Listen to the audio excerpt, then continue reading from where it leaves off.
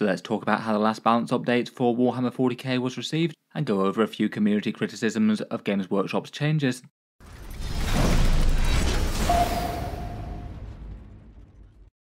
Hello and welcome back to Auspex Tactics, where it's now been around about a week since Games Workshop unleashed their big Warhammer 40k points update, and now people have had a little bit of time to digest the changes, and maybe have the dust settle a bit as to which changes might be good or bad.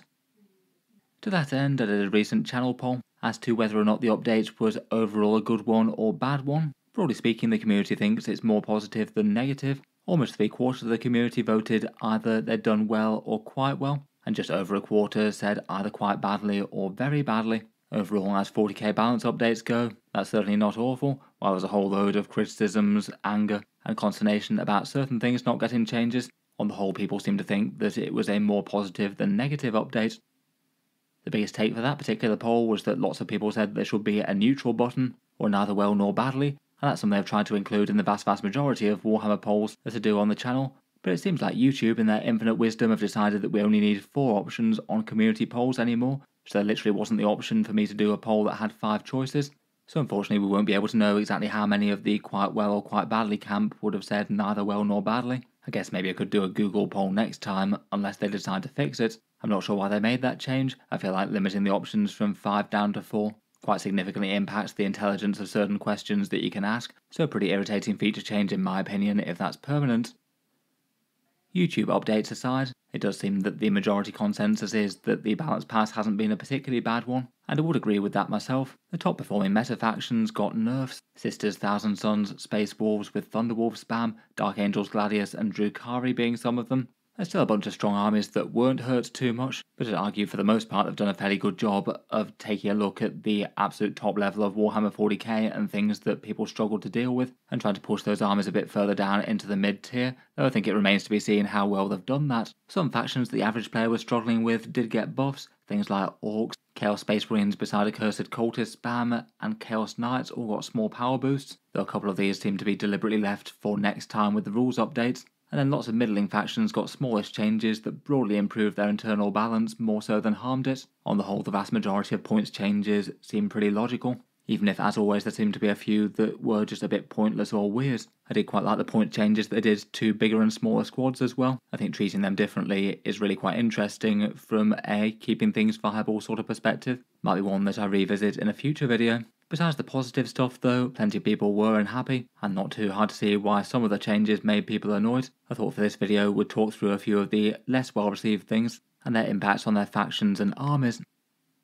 First up, and getting the obvious one out of the way, Core Codex Space Marines largely had players feeling really quite unhappy about the points changes that they got. The general feeling was that besides Ultramarines, with buffs to things like Uriel Ventris and Rebute Gilliman, Space Marines arguably got worse with their top armies after this update. This often tends to happen when bad units that nobody was playing gets buffed, but only to the point where they're usable options as opposed to really adding faction strength, and then you take a bunch of the units at the top that were kind of auto-includes and increase the points on them so they're far more average. Overall that might raise the power of the average players list that's playing with de-optimized units, but make the strongest list that the faction can field a bit worse. Core Space Marines getting nerfed in any way just really isn't pleasant for people, given that they had like a 40% win rate, and very few people were playing them versus the Divergent chapters. For the Space Marines though, I think I'm feeling a bit less critical than the average commenter out there on the internet, just mainly because the fix for Space Marines was never really going to be a points update anyway. They kind of had to change things with rules unless they weren't doing some sort of horrendous split points cost for every Divergent chapter. And with the update article, Games Workshop said that there will be rules changes coming for the Space Marines in 2 months' time. As it goes, that's really not the longest period of time to wait, at least by Warhammer standards. In fact, it's a balance update that's coming surprisingly early, and so far in 10th edition I'd argue that Games Workshop actually has genuinely quite good track record with improving factions whose core codex rules were letting them down. We've had major revisions to Tyranids, Admech, Drukhari and Dark Angels that were all in a really sorry state for one reason or another and are looking considerably better and more interesting now. Even in the meantime, I do wonder if we might start to see Core Codex Space Marine win rates tick up a little bit in tournament lists. The Divergent chapters broadly got nerfed, so a few of the better Space Marine players around might be coming back to the Core Codex to check out the Ultramarines. The Ultramarines with Calgar Ventris and Cato Sicarius already won a big tournament post-points update, which while that's just one event, that already seems kind of encouraging that they're not unplayable, at least with certain lists at a top level. It's still kind of understandable that it's caused a lot of frustration though. For the non-Ultramarines chapters out there, things like say Imperial Fists or Iron Hands or White Scars, they are basically just playing Space Marines but worse than other chapters right now. And even if they do have a bit less competition from the Divergent chapters, they're still going to be a pretty strictly suboptimal way to play Space Marines. I think my take would be though that if they do some sort of December fix that tries to help out the core Codex chapters, it just doesn't really do enough. That would probably be the time to get a bit more irritated about the state of Space Marines, as opposed to 2 months before what sounds like quite a major rules change of some sort or another. Before we move on, I thought I'd just give a quick aside to mention the channel's Christmas Battle Force giveaway. This one will be 8 winners to get their choice of any of the 5 Christmas Battle Force box sets, and as normal you can enter either via supporting on Patreon or free via social media. I'll talk a bit more about it at the end of the video for those interested. Perhaps the other Space Marines with the biggest grievance out of this balanced data slate though might be the Black Templars. As mentioned, I feel like the majority of changes that came out in this balance update generally tended to push their factions in the right way one way or another, whereas Black Templars felt like a sort of mid-tier army that could do well, that broadly got worse. For their tournament stats prior to the update, they were winning around about 49% of tournament games, really quite well balanced, and pretty much the entirety of their unique units were fairly usable and fairly strong after a whole bunch of waves of revisions. Not too many people were choosing to play them in tournaments, though the ones that were having a bit of success. They did seem to be in the upper half of top tournament performance armies, so a bit better at top end play than casual play perhaps, but certainly not one of the problem armies at the very top of the game. Then in the balance update, what they got was a rather brutal nerf to their more horde style army build. In particular, the one that really made me wince were the 20 strong Primaris Crusaders going up from 280 to 320. A huge 40 point nerf on that unit, so plus 14%, and also Helbrecht and Grimaldus also got 10 points increases as well, just to add a bit of insult to injury. I feel like at 130 points Helbrecht is still kind of acceptable. He is an absolutely massive melee powerhouse and can one round most things in the game with a unit of Sword Brethren. 130 definitely makes him more mediocre, but I feel that was a bearable points change. Grimaldus I'd say less so. I don't think his unit of Primaris Crusaders really needed an enormous 50 point bump. Out of all the changes, I feel like this one was one of the more depressing ones. It means that a Black Templar list, say taking 60 Crusaders in a slightly hoardy build, might wind up paying something like an extra 140 points for the privilege, which is a massive nerf, and one that does feel kind of disproportionate, even if a few players have been doing well with it occasionally. Just strikes me more as taking one viable playstyle away from the faction rather than helping encourage others. It's definitely not like everyone was feeling pressured to play full Black Tide style Black Templars, and even if they did want to rein in the build a little bit, I feel like points increases far less than this would have been more appropriate. It just perhaps strikes me as a change that Games Workshop don't want a horde army, where one of the main challenges at tournaments is the time taken to play it being one of the strongest lists around. That does seem to be a bit of a common theme whenever the other horde armies of Warhammer 40k get strong. Next up, maybe this one's a little bit prospective, but we've got the Genestealer Cults. When they made the points changes to them, my first impressions might have been that they perhaps got a little bit more than I was really expecting. They were an army that's been on a bit of a crafty uprising, all very appropriately, over the past few weeks. Their codex dropped to a bit of dismal sentiment, lots of people choosing not to bother with the faction. Their win rates in tournaments slumped to something like 44% or something like that. And then a few weeks after the update, Games Workshop came out with an absolutely massive errata to Cult Ambush, just casually saying that rather than returning at the blip markers, you can just flat out pretty much deep strike them, changing it from a mechanic which meant your units had to respawn a massive way back to right in the opponent's face with an alpha strike. Since then, their tournament win rates have massively picked up, around about 52% overall. All the detachments, besides Brood Brothers, seems to be doing okay. Outlander in particular won a good few tournaments, though I think it's absolutely worth highlighting that they're a very difficult faction to play well, needing to make some fairly maximal use out of their tricks, and they can struggle to take down hard targets after a bunch of Codex War Gear changes, but it seems that they were already a fairly solid faction when done right. In the balanced data slate, I feel like Games Workshop had queued up changes based on the first state of affairs as opposed to the second. All their battle line units with the Neophytes and Acolytes dropping down 5 points I think was pretty massive. They can be big deals for scoring and just a bunch of combos as well. The Primus going down to 10 points also looks like he's going to be very nasty with saying Neophytes re-rolling things, and then a bunch of maybe slightly lesser played units in the Patriarch, Jackals, Benefactors, Icon Ward and small Aberrants units all went down as well. A few of those looking like far more credible options now. Just seems on paper, with a kind of upper mid-tier faction by the win rates getting a bunch of buffs, plus basically everything above them getting nerfed in a fairly big way, seems that they could be on track to do rather well. It seems that they'd had a bunch of good tournament placings on the last weekend, even before their points update came into effect, so it looks like they could be really quite strong on the competitive scene, due to the big decisions and slight randomness of Colt Ambush still. I still say they're probably going to be an army that's going to do a lot better in high level play than more casually though.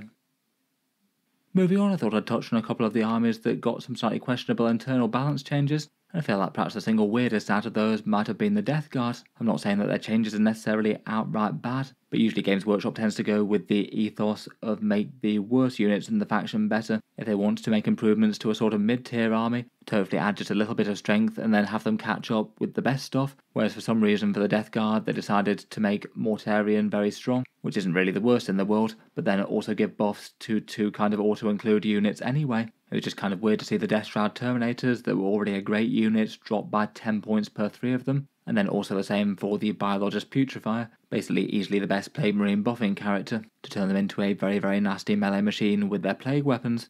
Both of those units tended to be in the vast majority of competitive Death Guard lists already, so it was kind of peculiar to see them go down where basically nothing else got touched. Blight Lord Terminators are basically unplayed competitively, so unless they're just saving them up for some sort of rules change in the balanced data slates to help them out that way, it really did feel weird to see the Death Shroud getting yet better, to the point that with their -1 to wound thing going on, they're arguably tougher and just vastly more dangerous than the Blight Lord rivals. Otherwise, some of the Death Guard Demon engines just aren't that commonly played. Blight Whores are okay, but people tend to run things like Allied War Dogs a fair bit more. Plague Burst Crawlers have dropped off a bit since the Barrage nerf. Several of their support characters don't really see all that much play, and if they wanted to do some internal balance things, I can't help but think that Typhus should probably have got a small points increase, just so he's not straight up better than the other HQs. On top of that, for essentially the best Death Guard lists getting essentially straight better, War Dog Brigands went down as well, and they were very common allies for the faction, cropping up as fairly fast and reliable general purpose gun turrets, where I feel like the majority of Death Guard players would generally want to have more emphasis placed on their Codex units, rather than have the Allied Chaos Knights get further ahead. Overall power-wise, it looks like it's probably going to be at least a fairly good time for a Death Guard player. Feels like Mortarion's going to be a really strong unit now, and Death Shroud are going to be pretty much auto-include, potentially in bigger numbers than they were, and Allied War Dogs might still be tearing it up even more efficiently than they were before. Just overall it feels like some kind of curious internal balance choices there.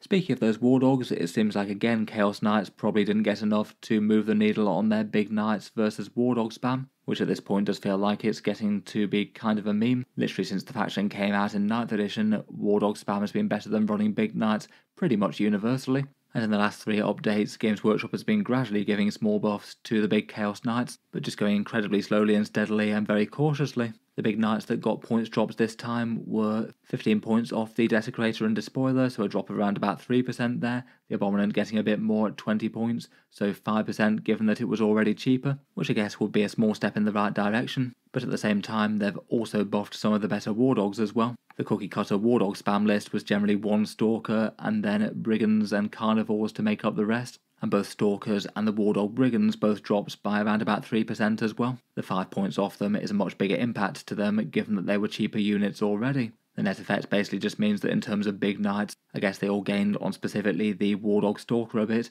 but given that that was arguably one of the single best datasheets anyway, I don't feel like a 3% cut is going to be enough to trade out Stalkers for more big Knights at that stage. Overall, it probably just amounts to the faction just gaining a very slight bit of power given that units that were being spammed already went down a touch, and it's still arguably better than before given that they were trailing the pack a bit and certainly a bit behind their Imperial cousins. It just feels like yet another opportunity to make the big Knights good again that Games Workshop don't seem to have embraced. It just feels like basic maths that you need to have the big Knights drop a greater percentage than the War Dogs if you want to see them played more. I would argue that maybe in more casual settings, the big Knights really aren't all that far behind right now though. They're definitely very slowly getting there. Just seems like they need more. A lot of people like to be very dramatic in the changes they want to see to big Knights in terms of something crazy with new rules and things. I feel like they absolutely could be viable at the right points cost, just like the Imperial ones are. They tend to take a nice balance between the Armigers and the big ones. You just need to cost both units appropriately and it will happen.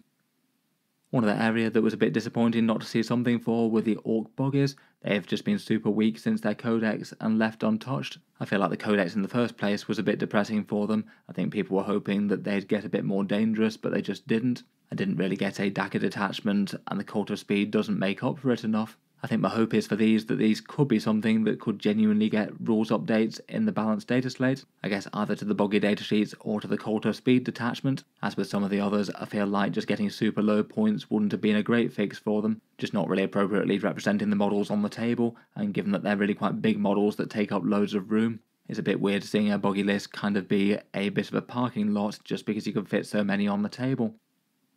Along with Space Marines, the other faction at the very bottom of Warhammer 40k's win rates were the Imperial Agents, the latest technically new faction to the game, I guess. The usual things that make up allies working together, plus encompassing what remains of the Death Watch now. But as an army they just have all sorts of flaws. Most units just outright aren't that strong, and have overlapping unit roles with a lot of sort of cheap skirmish infantry. They don't have a single unit that you declare as dedicated anti-tank for the faction outside of allied knights. They don't have a faction rule, and Death Watch are in a fairly depressing place for the people who collected full armies of them, so badly served that Games Workshop said that they agreed with that and are going to try and do something for them. It seems that for this update, rather than even pretending to try and fix them, Games Workshop just left all of their points cost as is, despite clearly being an underpowered army. Again, like the Ork Buggies and the Space Marines, my guess is because they just can't really fix this one with points. If they just slash points costs basically across the board with them, they're going to turn them into an army that's kind of like a Horde army style faction, lots and lots of cheap retinues, maybe winning games with board control rather than damage, and it all being a bit depressing.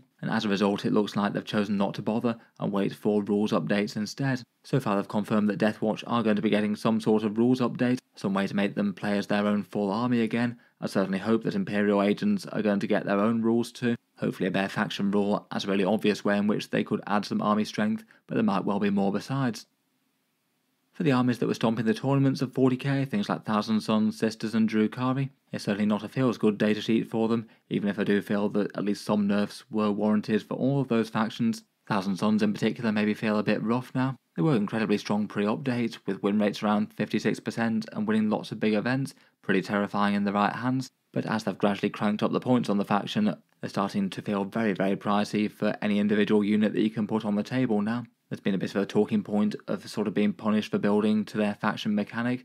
Kabbalistic rituals are really quite strong, but now getting increasingly hard to access. The nerfs this time around pretty squarely fell on things that generated Cabal points efficiently, including things like small squad rubric marines, plus basically all their sorcerer variants, including making the Infernal Master incredibly pricey. I feel like between all the nerfs they will slip down the rankings a fair bit despite their very, very powerful rules. Unlike most armies, they just don't really have that many units that they can pivot to, I guess besides the Scarab Cult Terminators, if people try to start giving them a go again. Even things like their fairly solid Forge Fiends got nerfed as well. At first impressions though, I still guess they probably won't fall down lower than mid tier, though I guess we'll see.